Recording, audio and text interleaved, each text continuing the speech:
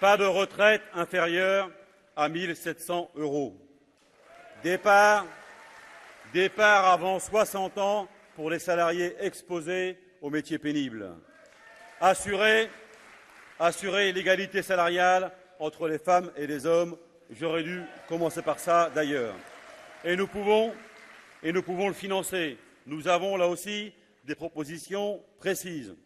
Quelques-unes. Élargir l'assiette des cotisations à toutes les rémunérations.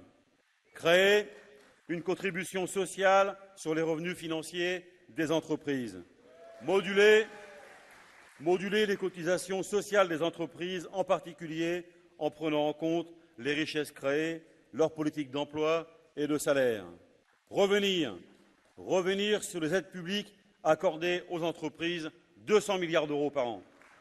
Lutter enfin contre la fraude sociale des entreprises, environ 80 millions d'euros par an. Relativisons donc le besoin de financement. Milliards. On s'y perd, je vais la faire à la Henri Krasuki.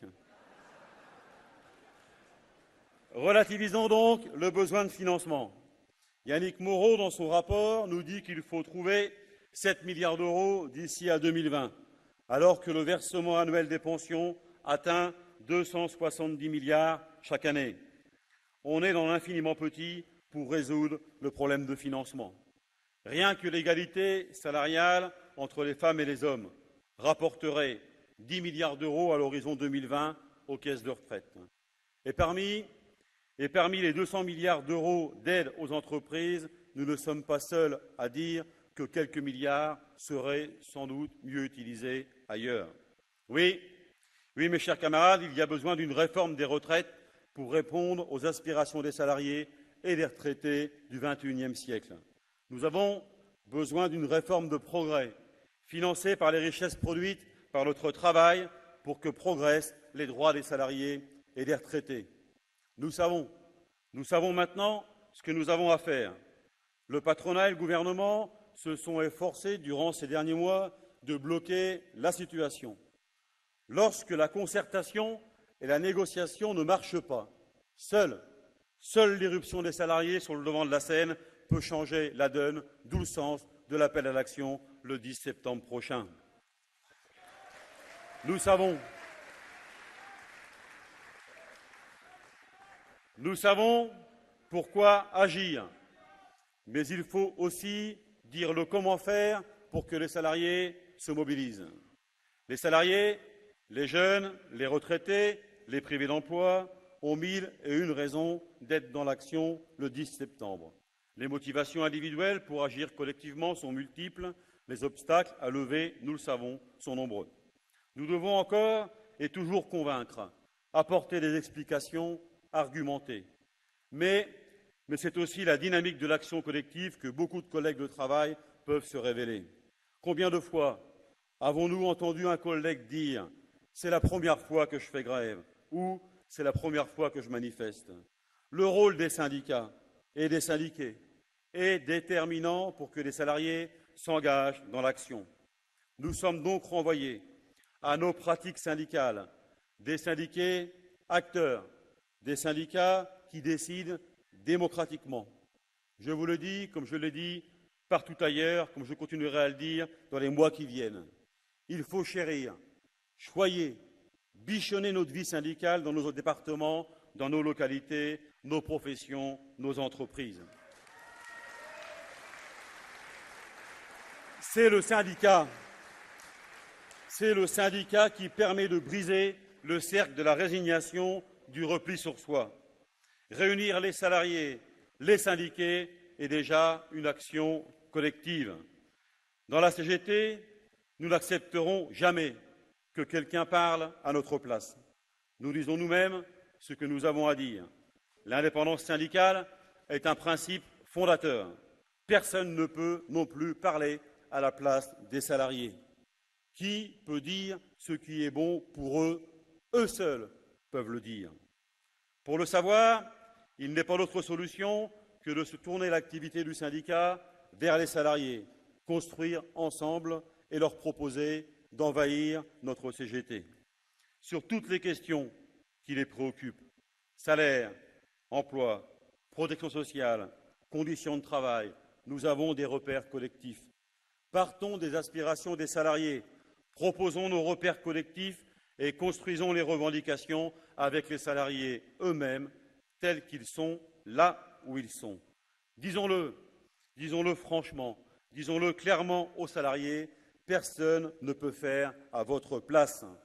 Le changement ne peut pas être simplement l'affaire des directions de la CGT, même si elles ont un rôle très important à jouer dans le cadre de la mobilisation. Il n'est pas question de dire aux salariés « Ne vous inquiétez pas, la CGT est là, votez pour nous, syndiquez-vous et on s'occupe de tout ». Non, non, cela ne marche pas. Les salariés doivent absolument s'occuper de leurs affaires et les prendre en main. Personne ne le fera à leur place, c'est valable y compris pour les retraités. Le syndicat est un outil à leur disposition. La Confédération, les comités régionaux, les unions départementales, les unions locales, les fédérations peuvent produire et mettre à disposition du matériel syndical sous forme de tracts, d'affiches, de vidéos, sur tous les supports de communication inimaginables. Mais le meilleur tract restera toujours celui fait dans l'entreprise par le syndicat lui-même.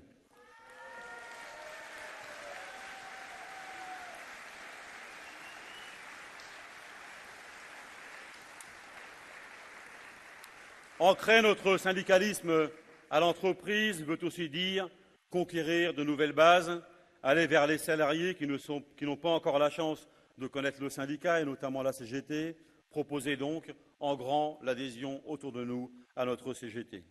Aider les salariés de l'entreprise d'à côté ou des entreprises sous-traitantes qui travaillent avec nous sur un même site, c'est se renforcer soi-même. C'est aussi contribuer à la mobilisation.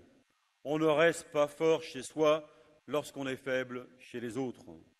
Les difficultés des autres nous affaiblissent nous-mêmes. La grande question reste en effet celle du nombre de salariés qui s'engagent dans l'action collective. Pour mener notre activité syndicale, nous avons besoin aussi de nos élus et des mandatés. Ils ont un rôle majeur à jouer dans le processus de mobilisation. Ils participent pleinement de la vie et de l'activité du syndicat. Leur présence à toutes les initiatives est évidemment indispensable. Ils portent la parole de la CGT, peut-être faut-il parfois le leur rappeler. Les salariés ou le syndicat leur ont fait confiance à ces camarades. Dans les instances où ils siègent, que ce soit au comité d'entreprise, au CE, au CHSCT, ils doivent donc faire entendre notre voix, la voix des salariés, comme ils savent le faire. C'est l'occasion, dans le processus de mobilisation, de porter les revendications. Cela participe du processus de mobilisation lui-même. Disons davantage, c'est aussi le processus de mobilisation à l'entreprise. Enfin, mener l'activité syndicale dans l'entreprise, le territoire nécessite le respect absolu de la liberté syndicale et du droit syndical à l'entreprise. Pour porter cette exigence tous ensemble, nous serons aux côtés de nos 5 camarades de Roanne et exigerons de nouveaux droits lors de notre Rassemblement national le 5 novembre, auquel vous êtes toutes et tous invités à participer. Il paraît d'ailleurs que nous allons doubler le nombre d'habitants dans la ville de Roanne grâce à notre manifestation durant une journée. Il faut sans doute s'en féliciter. Voilà. Mes chers camarades, donc, il nous reste quelques jours pour aller à la rencontre des salariés et faire du 10 septembre une réussite. C'est notre rôle.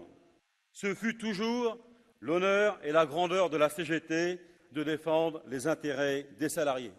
Alors, en avant, tous sur le pont, tous dans l'action, et vive la CGT.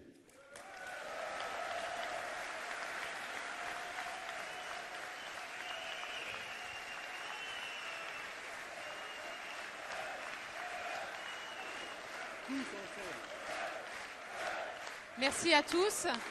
J'ai plus de micro. Merci à tous. Merci d'avoir participé à ce meeting. Je voulais remercier chaleureusement les 6 camarades qui sont venus témoigner. Et je vous souhaite un bon retour et je vous donne rendez-vous donc le 10 septembre. Merci.